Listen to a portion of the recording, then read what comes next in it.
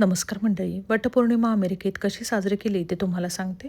वटपौर्णिमा हा सण महिला मोठ्या उत्साहाने साजरा करतात.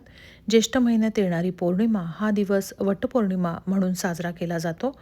आपल्या पतीला उत्तम आयुष्य, आरोग्य लाभण्यासाठी हे व्रत करण्यात येतं. यात वडाच्या वृक्षाची पूजा आपण करतो. वड हा वृक्ष दीर्घायुषी असल्याने वृक्षाचे संवर्धन आणि जतन व्हावे या हेतूने वृक्षाची पूजा करण्याची कल्पना भारतीय संस्कृतीने स्वीकारलेली आहे.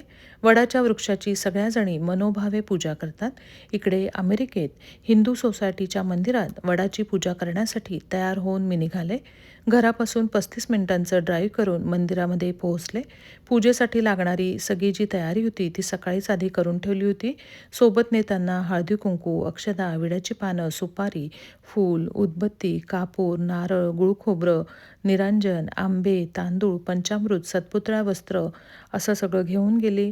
ओटी घेऊन गेले, तसंच कलश, पाणी असं सगळं घेऊन गाडीमध्ये बसले आणि मंदिरामध्ये पोहोचले. मंदिरात मोठ्या कुंड्यांमध्ये वडाची झाडं लावण्यात आलेली आहेत. दरवर्षी सगळ्या सुवासिनी इकडे जमून वडाच्या झाडाची पूजा करतात. ज्यांना जसा वेळ जमेल त्याप्रमाणे दिवसभरात सुवासिनी इकडे येत असतात. मी सुद्धा आधी विडा सुपारी मांडून पूजेला सुरुवात केली. वडाला हळदी कुंकू, फूल वाहिलं, सत्पुतळा वस्त्र वाहिली, गुळ खोबऱ्याचा गणपतीला आधी नैवेद्य दाखवला, आंबे ठेवून आधी खणा नारळाची ओटी भरली, नंतर आरती केली, दोऱ्याने वटवृक्षाला 7 फेऱ्या मारून सुतवले.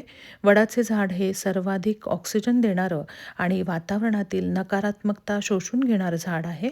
जेव्हा आपण मनोभावे त्या झाडाभोवती फेऱ्या मारतो तेव्हा आपल्याला मोठ्या प्रमाणात शुद्ध वायू, ऑक्सिजन मिळतो, ज्यामुळे मनाला, शरीराला एक नवीन ऊर्जा मिळते. एका सूक्ष्म बीजातून इतका प्रचंड मोठा वृक्ष निर्माण होतो. त्याच्या पारंब्या जमिनीपर्यंत पोहोचतात आणि जमिनीत त्या जातात. त्यापासून नवीन वृक्ष निर्माण होतो, तोही आधीच्या मूळ वृक्षाला धरूनच. हे भारतीय संस्कृतीचं चांगलं प्रतीक आहे. पिढ्यानपिढ्या एकमेकांना धरून राहणारी माणसं इथे आहेत. म्हणून वटवृक्षाची पूजा, भारतीय संस्कृतीची पूजा, मुळात वडाची झाडं लावून प्राणवायूचा पुरवठा जपणं हा यामागचा उद्देश आहे.